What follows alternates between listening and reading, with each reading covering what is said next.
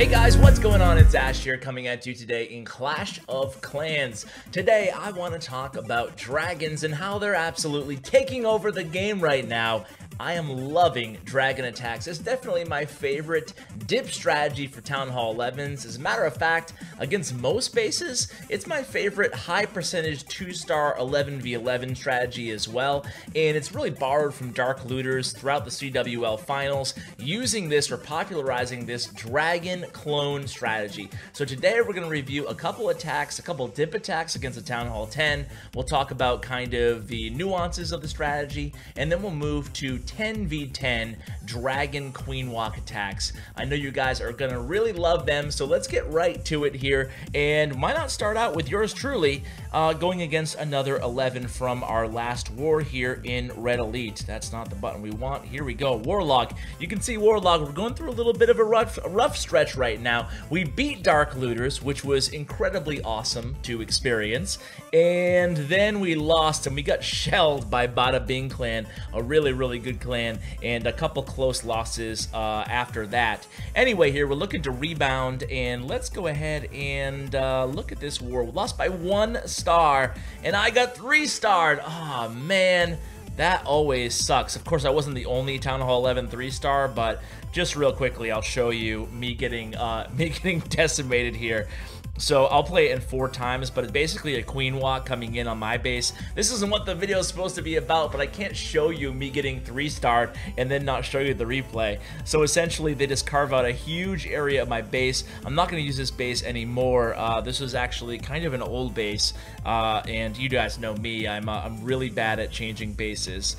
So here comes all the bowlers. They're just going to make their way around the base. Makes it look easy, especially on 4 times speed. It looks even smoother than it normally did, even though it was pretty, this is not just a 3-star, it's like an absolute assertion of dominance all over me and my base. Man, that was really tough. I can't believe I showed that. Talk about embarrassing. So yeah, this base is gonna go into the retirement bin, the recycling bin, the trash heap, and never gonna be used again.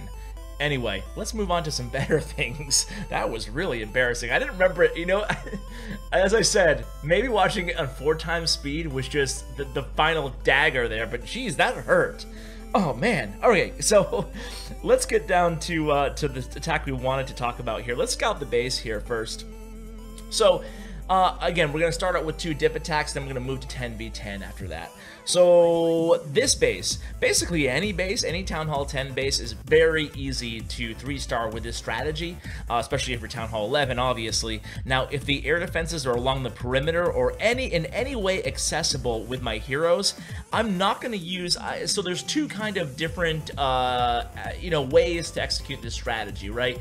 One of the ways is to use both of your heroes to establish both sides of the funnel, and then the dragons and the balloons and the clone go zip right up the middle with rage spells. However, I actually like if I can get one of the air defenses with my queen. By the way, we have a hound in the clan castle as well.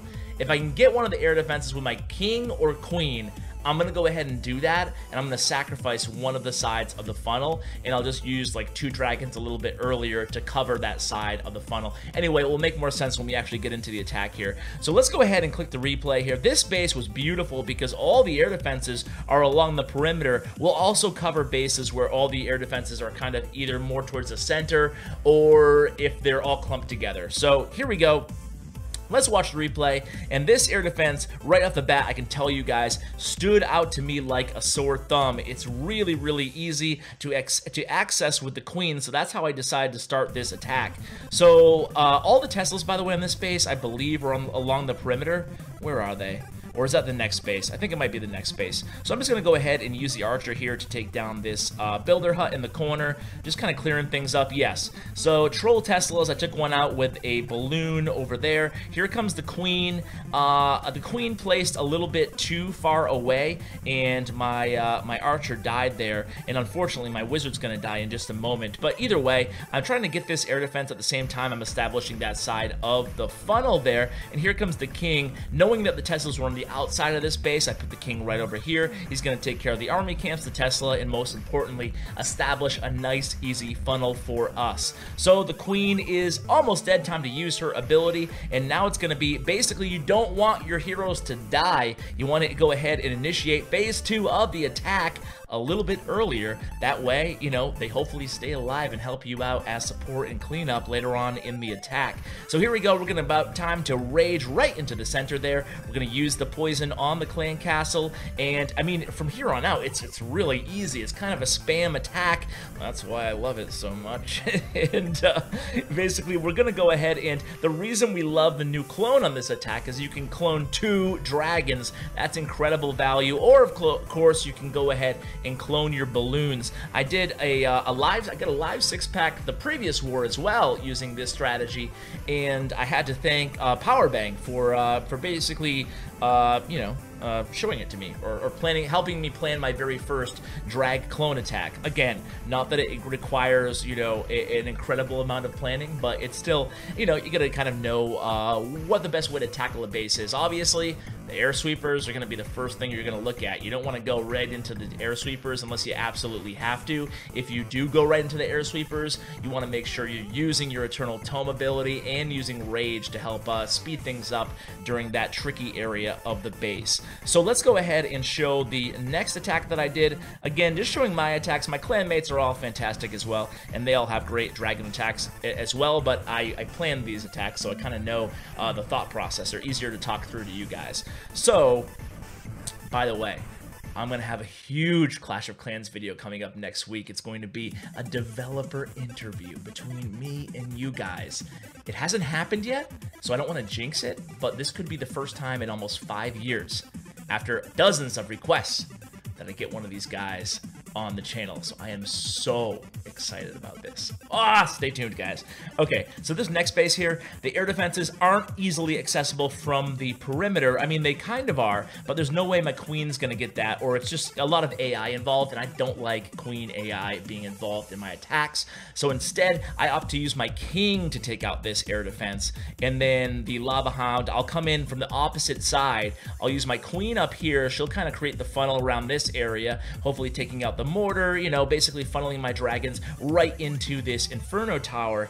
One of the, or the only lava hound in the clan castle will be deployed onto this air defense, and then from there on out, it will be easy peasy, and let's go ahead and get things started here. So, again, starting out with a minion, nice easy snipe there. That's a really, really bad snipe to give your opponent, I feel, because it just opens up this area for me to go ahead and break through. Meanwhile, I'm just going to go ahead and set up a minion over here, taking out that gold storage for later on. So I'm going to go ahead and kind of a crappy wall breaker job here. I need one more, or one died. Either way, I am going to eventually get the wall breaker through, or I didn't get the wall breaker through, excuse me, but the king's going to be able to get through because this minion did a good job of clearing out that army camp. So basically that's all being done to take out this one air defense, because I know that's basically the trickiest air defense for later on the raid, right? It's the furthest away from my point of entry, so that's the most valuable in terms of the one I need to take down early in the raid if I want to do this strategy, sacrificing a hero. Now, another alternative, if you have an air defense like this that you just can't get to, or you're very uncomfortable getting to it with your hero, you can use Zapquake, but of course it's going to take away your poison and take away a couple of your rage spells, so user beware. Okay, so that air defense is down.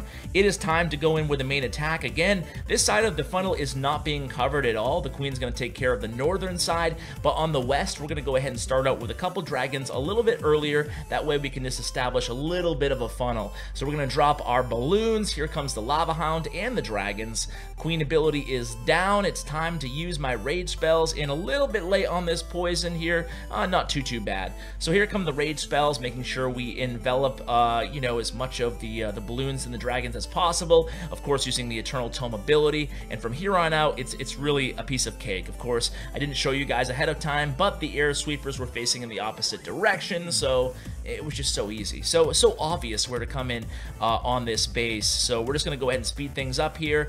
Of course, you know, I know this is in the bag pretty much. I mean, there's one air defense still standing, not that big of a deal. Look at the nice spread on these dragons. Sometimes the dragon AI can be a pain in the you-know-what as well, so you know, just make sure you try to establish as much of a funnel as you can. All right, guys, the other replays are pre-recorded, so I'm going to go ahead and fix everything up in the editor and come back at you in about half a second. Alright guys, here we are at the Town Hall 10 portion of the video. I am back with you through the magic of video editing, and we're going to go ahead and cover some really good attacks. You know, I know what you're thinking. I'm sick of watching Ash attack these Town Hall 10s with spam armies. I want to see some really good attackers, and hey, I'm happy to provide those to you. We're going to go ahead and show a couple of attacks from Dark Looter Z onto Elite Gaming. Huge shout out to Fog and Elite Gaming for allowing me to show defensive replays. I really love my clan, guys. I love the clan fam, so huge shout out to Elite Gaming. I think we're still recruiting solid Town Hall 10s for next season, season 3 of the Invitational CWL, so be sure to inquire within at elite-nation.net if you're interested in joining the clan.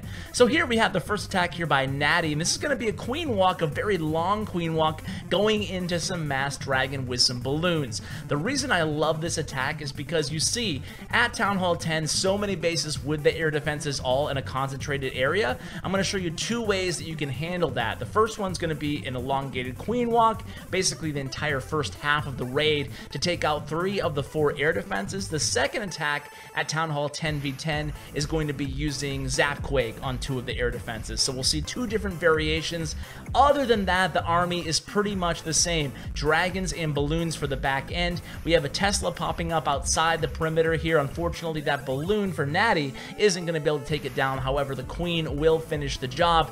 So the queen is going to continue on her walk here towards that last 4th and final air defense. Meanwhile, here come the balloons being hasted into that first Inferno Tower, and the dragons around 3 o'clock are all going to kind of clump together. Meanwhile, the king is deployed, trying to establish that kind of southern half of the funnel there. However, 2 of the dragons are going to end up trailing the king there. Not going to be the end of the world, as you're about to see in just a moment here. Meanwhile, the queen still doing her thing, just taking care of some of those high HP structures, including the clan castle in the center of the base. Now, that air sweeper is spaced right at those 2 dragons, but I should mention also there was a dragon in the clan castle on this attack with balloons. In the next attack, we'll have a lava hound in the clan castle. So the king and all those barbarians doing work in the south, along with 1 dragon helping out. The air sweeper still doing a number on those dragons. Finally, they take out that air sweeper. The queen still hasn't made her way to that final air defense, but the heroes are going to finish the job here. What a beautiful attack here by Natty, unfortunately for us, in that raid. So now the last raid, you can see another base where the air defenses are kind of clumped up, but it's not an obvious pathing for a queen walk. It'd be very, very difficult to get the queen into this base without using some really hardcore strategy with jumps, earthquake, etc. So instead, we're going to make things much easier. We're going to try to give the queen access to that 1 southern air defense, and then look at those 2 air defenses right in the middle, guys. They're both really close together. We can get value there out of using only 1 earthquake, 2 lightnings, or 4 lightnings, 2 each, to take out both of those air defenses right in the center.